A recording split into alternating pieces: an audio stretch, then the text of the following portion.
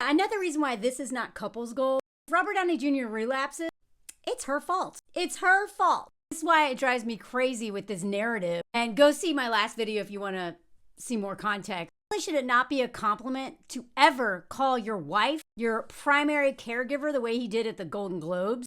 Seriously, who wants to have to police your husband? Literally, I mean, this is literally how they frame everything. And it's not just like the way the media frames it. Literally, like the people who work with them, Guy Ritchie literally said, it's made him a joy to work with. Robert would be a pain in the butt if he didn't have Susan to police him. I don't want to be pure. I don't want to be a man's savior. I don't want to be put on a pedestal. I don't want to be his mom, his rehab. I don't want to be any of those things, and neither should any woman, okay? Because what happens is that not only does that woman have a very high pressure job of being a producer, she has an even more important job of keeping that man in line, keeping him from drinking, keeping him from his Darth Vader side, as he likes to call it, from coming out.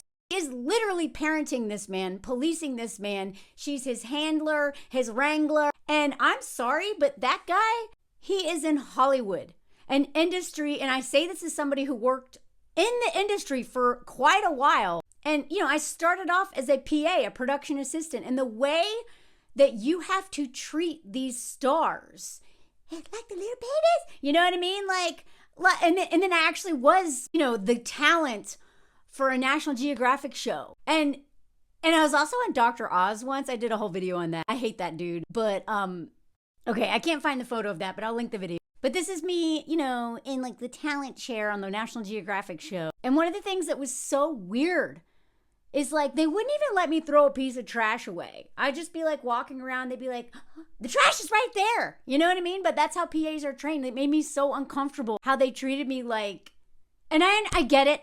I understand why it's that way. There's a lot of pressure on actors and stuff like that. But you will never convince me. Oh, look who's awake.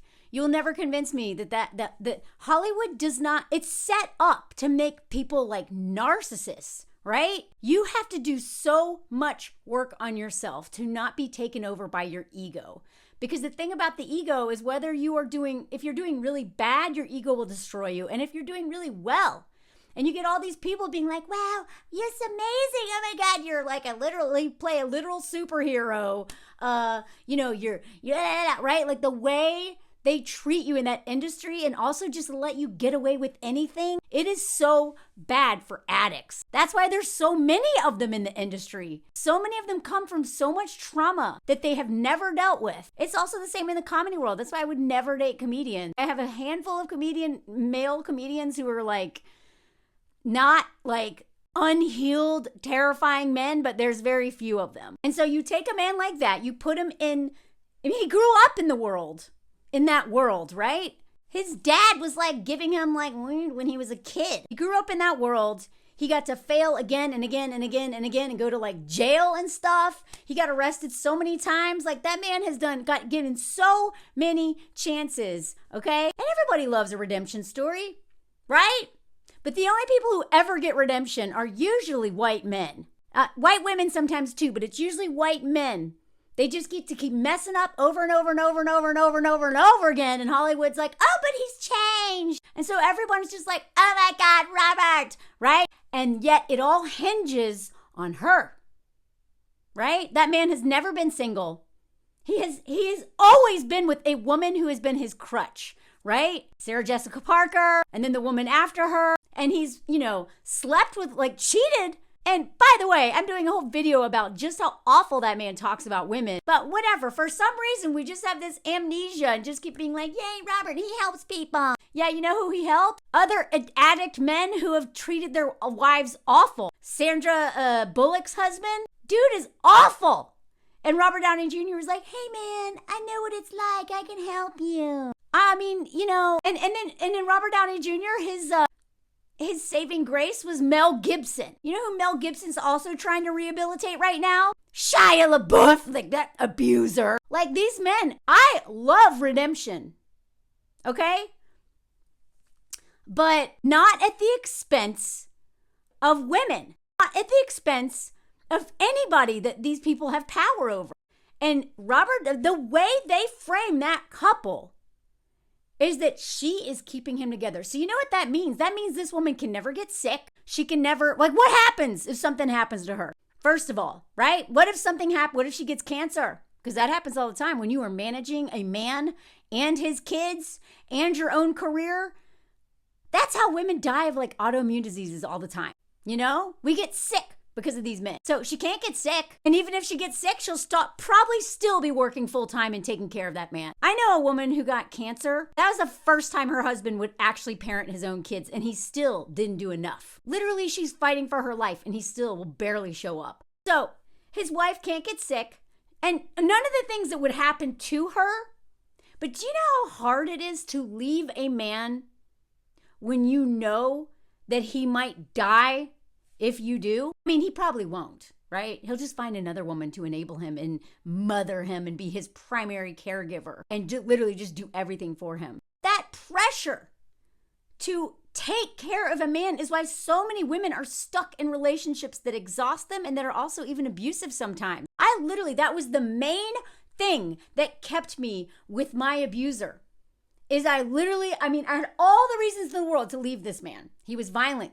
He was physically abusing me, schmegally abusing me, was a hobo, literal hobo, financially abusing me, literally made my life so much worse. And the one thing that kept me with that dude, the one thing other than loving the occasional cuddling and affection and whatever, was my addiction to taking care of him. Because that is what chronic codependency is. It's an addiction to a person. And that's one form of it. And I was literally always centering his well-being. I didn't actually help him though. That's the thing. I was literally like, we do not actually help men like this. We make them dependent on us. We actually stunt their development, stunt their growth. We enable them. Sorry, he's like, I don't want to be on camera. We prevent them from being able to have consequences, learn from those consequences, and maybe grow, right? He has got this woman taking care of everything for him. And I remember thinking, like, what will he do without me? What will he do? The man doesn't have a driver's license. He only has a car because I helped him get one, and it's a piece of crap. It's going to break down. He doesn't have any money. Like, this man is such a danger to himself. I was so afraid what would happen to him. And that is what kept me with a literal hobo. Imagine the pressure of a woman who has a whole, like, Marvel or whatever, who, I don't know any of that stuff, whatever, a whole team of people who depend on Robert Downey Jr. staying sober and making that Hollywood money, that Hollywood thing rolling, right? All of that pressure is on her. And if he messes up, because you can't keep these men in line. I don't care what kind of, this is not bumper bowling, right? No matter what you put, guardrails you put around them, if these men want to self-destruct, and a lot of them eventually will, if they don't do that hard work on their ego and their soul and their heart and their trauma and all that crap, if they don't do that hard work, there will be a day when they relapse. And who is going to be blamed for that? Her. Y'all remember that German pilot who flew into a literal mountain and unalived hundreds of people? You know who they blamed that on? His girlfriend, because she broke up with him. He was a literal abuser. He was an abuser. She broke up. She wasn't even dating him, and they blamed that accident on her. She had to move out of her own town. Her family did, because everyone blamed the woman for this unhinged man, this unstable man who is self-destructive. So no, do not ever attach yourself to an unstable man thinking that you will be the one who fixes him the way Belle did in Beauty and the Beast. This is a lie. We are not meant to keep these men together. We can't keep them together. And they will hate us eventually for being the only reason why they're successful. By the way, men do not respect women who sacrifice everything for them. And then society will turn on you. They will flip on her in an instant, like this comment said, if that man falls apart. And it won't be her fault, but she will be blamed for it. And then he'll get a second chance, probably date another woman much younger who will come in and take care of him. That's the thing I learned. As soon as I left that man, I realized that he had been cheating on me the whole time and had another woman waiting. Never benefit from holding up a man. Don't do it.